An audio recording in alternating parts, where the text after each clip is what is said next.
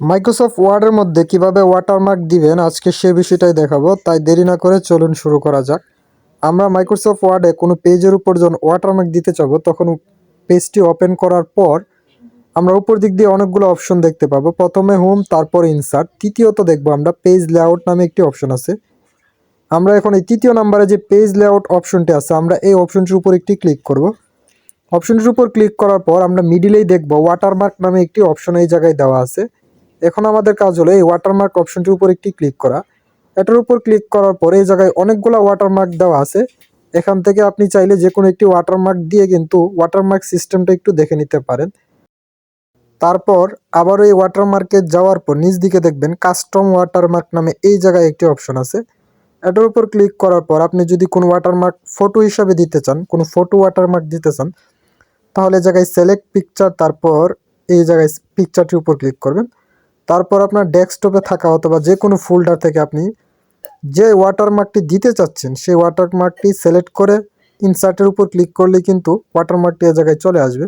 তারপর আপনি এই জায়গায় ওকে বাটনের উপর প্রেস করে দিলে কিন্তু ওয়াটারমার্কটি আপনার পেজের মধ্যে সিলেক্ট হয়ে যাবে। এই যে দেখতেই পাচ্ছেন আমি ওয়াটারমার্কটি কিন্তু খুব সহজেই কিন্তু এই জায়গায় নিয়ে এসেছি। এখন প্রশ্ন হলো আপনি এই ওয়াটারমার্কটিকে কীভাবে ছোট বড় করবেন। তার জন্য আবারও ওয়াটারমার্কে চলে যাওয়ার পর কাস্টম ওয়াটারমার্কে যাবেন। সেখানে যাওয়ার পর এই জায়গায় দেখবেন সাইজ নামে একটি অপশন দেওয়া আছে।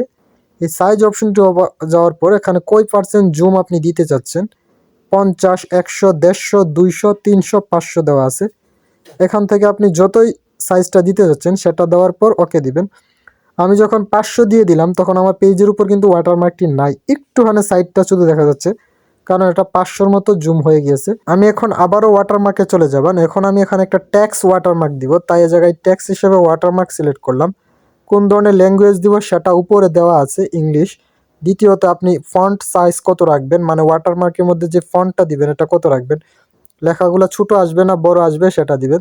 তারপর আপনি কি ওয়াটারমার্ক দিতে যাচ্ছেন এই জায়গায় সেটা লিখে দিবেন।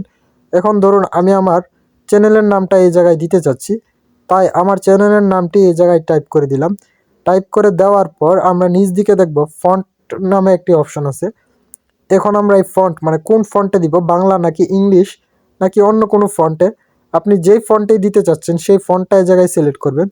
সিলেক্ট করার পর আপনি যখন ওকে বাটনে প্রেস করবেন দেখেন সরাসরি কিন্তু আমার এই জায়গায় ওয়াটারমার্কটি চলে এসেছে। যেহেতু আমি ফন্টটা ঠিক করি নাই তাই এই জায়গায় আমার অক্ষরগুলো এরকম আসছে। এখন আমি এই জায়গা থেকে যে টাইম নিউ রোমান, যেটা আমরা ইংরেজি ফন্টে ব্যবহার করি এমএস ওয়ার্ডের মধ্যে, এই ফন্টটি এই জায়গা থেকে সিলেক্ট করে তারপর আবার ওকে বাটনের উপর প্রেস করব।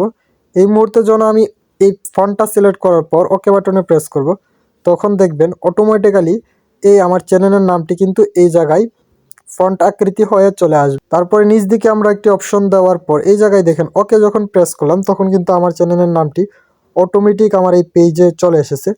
আশা করি বিষয়টি বোঝাতে পেরেছি। কিভাবে মাইক্রোসফট ওয়ার্ডের মধ্যে ওয়াটারমার্ক সিলেক্ট করবেন, ছবি অথবা লেখা, সে বিষয়টাই দেখালাম। যদি কোনো প্রশ্ন থাকে তাহলে কমেন্ট করে জানাবেন।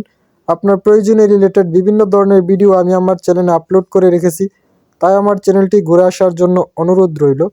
সম্পূর্ণ ভিডিওটি দেখার জন্য আপনাকে অনেক ধন্যবাদ।